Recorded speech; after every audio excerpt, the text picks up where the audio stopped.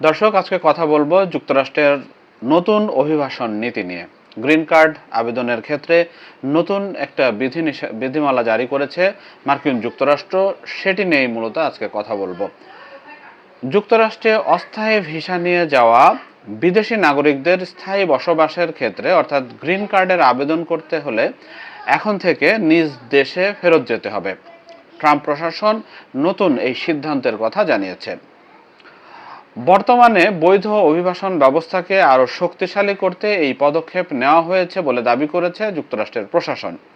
অর্থাৎ কর্মকর্তারা জানিয়েছেন যে এই নীতির উদ্দেশ্য হল যে গ্রিন কার্ডের আবেদনগুলো যেন অভিবাসনের স্বাভাবিক ও নির্ধারিত প্রক্রিয়া মেনে সম্পন্ন করা সম্ভব হয়।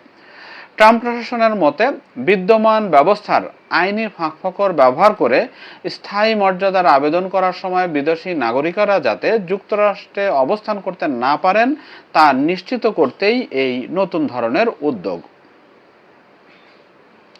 যুক্তরাষ্ট্রের আভ্যন্তরীণ নিরাপত্তা বিভাগ অর্থাৎ ডিপার্টমেন্ট অব হোমল্যান্ড সিকিউরিটি সামাজিক যোগাযোগ মাধ্যম এক্সে এই ঘোষণা দিয়ে বলেছে যে যেসব বিদেশি নাগরিক সাময়িকভাবে যুক্তরাষ্ট্রে আছেন ও গ্রিন কার্ড চান তাদের আবেদন করার জন্য নিজ দেশে অবশ্যই ফিরতে হবে। মার্কিন অভিবাসন ব্যবস্থাকে আইনি ফাঁকফোকরের সুবিধা নেওয়ার সুযোগ না দিয়ে আইন অনুযায়ী কাজ সম্পন্ন করতে সহায়তা করবে এই নীতি। শুক্রবার মার্কিন নাগরিকত্ব ও অভিবাসন সেবা বিভাগ ইউএসসিআইএস একটি নতুন নির্দেশনা জারি করে। সেখানে বলা হয় যুক্তরাষ্ট্রের ভেতরে স্থায়ীভাবে বসবাসের মর্যাদা পরিবর্তন অর্থাৎ অ্যাডজাস্টমেন্ট অব স্ট্যাটাস কোনো স্বয়ংক্রিয় অধিকার নয়, বরং এটি কর্তৃপক্ষের অর্থাৎ যুক্তরাষ্ট্র সরকারের বিশেষ বিবেচনার বিষয়। অর্থাৎ তাদের অনেকটাই তাদের সিদ্ধান্তের ওপর নির্ভরতার বিষয়, তাদের এখতিয়ারের বিষয়। তো ইউএসসিআইএস জানিয়েছে যে মার্কিন অভিবাসন ব্যবস্থা সাধারণত এমনভাবে তৈরি যেখানে সাময়িক ভিসাধারীদের সফরের উদ্দেশ্য শেষে নিজ দেশে ফিরে যাওয়ারই কথা। তবে অভিবাসন কর্মকর্তারা প্রতিটি আবেদন আলাদাভাবে ও পরিস্থিতি বিবেচনা করে কেস বাই কেস মূল্যায়ন করবেন। এর অর্থ হচ্ছে গ্রিন কার্ডের নতুন নিয়ম সবার জন্য ঢালাওভাবে কার্যকর করা হবে না। প্রত্যেক আবেদনকারীর নিজস্ব পরিস্থিতি ও কাগজপত্র একজন অভিবাসন কর্মকর্তা আলাদা ও স্বাধীনভাবে খতিয়ে দেখবেন। এই অভিবাসন কর্মকর্তাদের প্রতি নির্দেশনায় বলা হয়েছে যে আবেদন মূল্যায়ন কালে কিছু কঠোর বিষয় বিবেচনা করতে হবে। এর মধ্যে রয়েছে ভিসার শর্ত লঙ্ঘন, অনুমোদিত মেয়াদের চেয়ে বেশি সময় অবস্থান, অনুমতি ছাড়া চাকরি করা অর্থাৎ ওয়ার্ক পারমিট, জালিয়াতির আশ্রয় নেওয়া এবং আবেদনকারী যুক্তরাষ্ট্রে প্রবেশের সময় যে শর্ত দিয়েছিলেন, যে শর্তের আলোকে তিনি যুক্তরাষ্ট্রে প্রবেশ করেছিলেন সেগুলো ঠিকঠাক মতো মেনে চলেছেন কিনা, এই বিষয়গুলো বিবেচনা করা হবে। তবে ইউএসসিআইএস কিছু ব্যতিক্রমের কথাও স্বীকার করেছে। এর মধ্যে রয়েছে ডুয়েল ইন্টেন্ট অর্থাৎ দ্বৈত উদ্দেশ্য অনুমোদিত কিছু ভিসার ক্যাটাগরি, অর্থাৎ কিছু সাময়িক ভিসাধারীর ক্ষেত্রে আইনিভাবে যুক্তরাষ্ট্রে বসবাস করার পাশাপাশি স্থায়ী বাসিন্দার মর্যাদা বা গ্রিন কার্ড খোঁজার অনুমতি রয়েছে।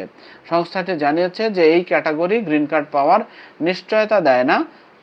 তাছাড়া সফরের উদ্দেশ্য শেষ হলে বিদেশি নাগরিককে যুক্তরাষ্ট্র ছাড়তে হবে, কংগ্রেসের এই প্রত্যাশাকেও এটি পরিবর্তন করে না।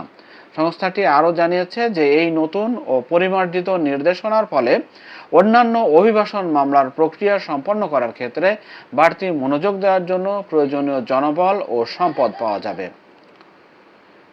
নতুন এই নীতিমালা নিয়ে ইতিমধ্যেই মানবাধিকার সংগঠনগুলো তাদের প্রতিক্রিয়া জানিয়েছে।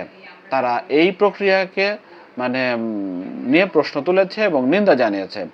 অভিবাসী অধিকার রক্ষা বিষয়ক সংগঠনগুলো সরকারের এই পদক্ষেপের তীব্র সমালোচনা করে বলেছে যে এই নিয়মের কারণে অনেক অসহায় মানুষ তাদের গ্রিন কার্ডের আবেদনের সিদ্ধান্তের জন্য অপেক্ষা করার সময় ঝুঁকিপূর্ণ বা অস্থিতিশীল পরিস্থিতিতে নিজ দেশে ফিরে যেতে বাধ্য হতে পারেন।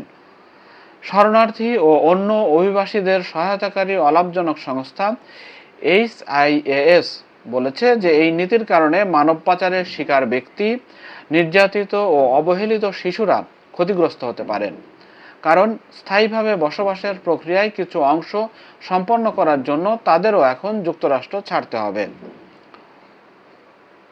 যুক্তরাষ্ট্রের প্রেসিডেন্ট ডোনাল্ড ট্রাম্পের অভিবাসন আইন কঠোর করা এবং দেশটিতে দীর্ঘমেয়াদে বসবাসের সুযোগ সীমিত করার যে বড় ধরনের চেষ্টা চলছে, এই নির্দেশনা তারই সর্বশেষ পদক্ষেপ হিসেবে দেখা হচ্ছে। এর আগে গত বছর ট্রাম্প প্রশাসন কিছু শিক্ষার্থী, সাংস্কৃতিক বিনিময় পরিদর্শক ও গণমাধ্যম কর্মীদের ভিসার মেয়াদ কমিয়ে আনার পদক্ষেপ নিয়েছিল।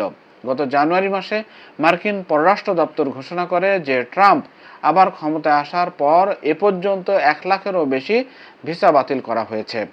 কারা বিপদে পড়বে?